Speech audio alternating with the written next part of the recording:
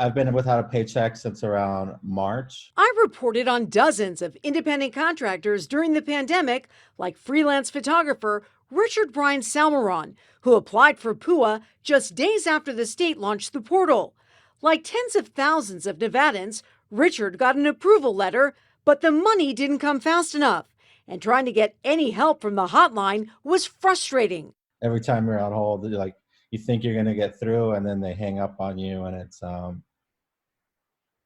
kind of a defeating moment when the phone system just says goodbye. Richard, like many of you, wanted answers from Governor Sisolak on what was being done with what the governor called a broken unemployment system, unable to handle the massive amounts of claims during COVID. Suddenly, there's people with no paychecks and no money coming in, and that was a very scary space to be in. It was tremendously scary, and to make that decision, there were a lot of sleepless nights. Handling consumer issues for many years, I wanted to do my part during the pandemic, answering desperate Channel 13 viewer emails, messages, and social media posts. Some people even telling me they felt suicidal with no money. I called on the governor to do more for our community. I've met Sisolak. I've taken his pictures.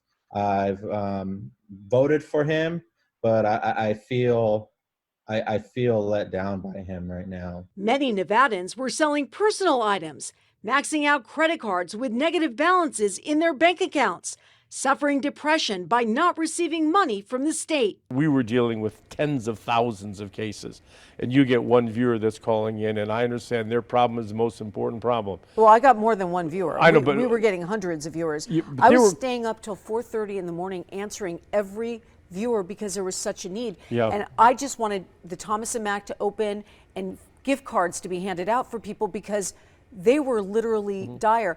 Do you know, to this day, Governor, I still hear from people who say thank you so much for trying to help people during that time, because we were freaking out. Families were so scared. Yeah, they were, and I understand why they were scared. I totally get why they're scared. But the system was never set up to deal with any of that. And now, 5 years later, the governor tells me there has been some updates, but the Dieter system is still broken. If you think it's fixed, it's not fixed. That's a problem. It's definitely a problem. Now, I hope that we'll never need it like we needed it then. I mean, you never would have anticipated handling the amount of claims in a week that you normally would handle in a year. I mean, I was going through staff at Dieter. They were quitting. They couldn't take it anymore. They were getting abused. With 8 state adjudicators working 12 claims a day during pandemic, it was a slow process to get Nevadans desperately needed money just to put food on the table. The governor says massive fraud was also slowing things down. Hundreds of millions of dollars was lost to fraudsters as a result of this because we couldn't get the money into the right hands. The logistics of reaching out to the number of people that needed help, we just don't have an infrastructure in place to do that. And there wasn't one, there isn't one today.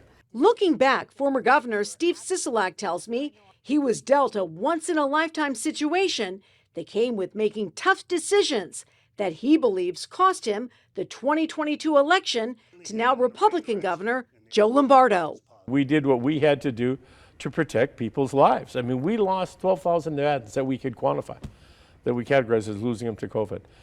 How many more it could be, I don't know. But I don't know how many tens of thousands of lives we saved as a result of what we put in place. You feel good about that? I know it cost me the election. There's not a doubt in my mind, and my people told me they're going in, but I wouldn't change that. It was Would you ever run again? I don't know. I get asked all the time. So we'll see. Maybe in 2 years. Yeah.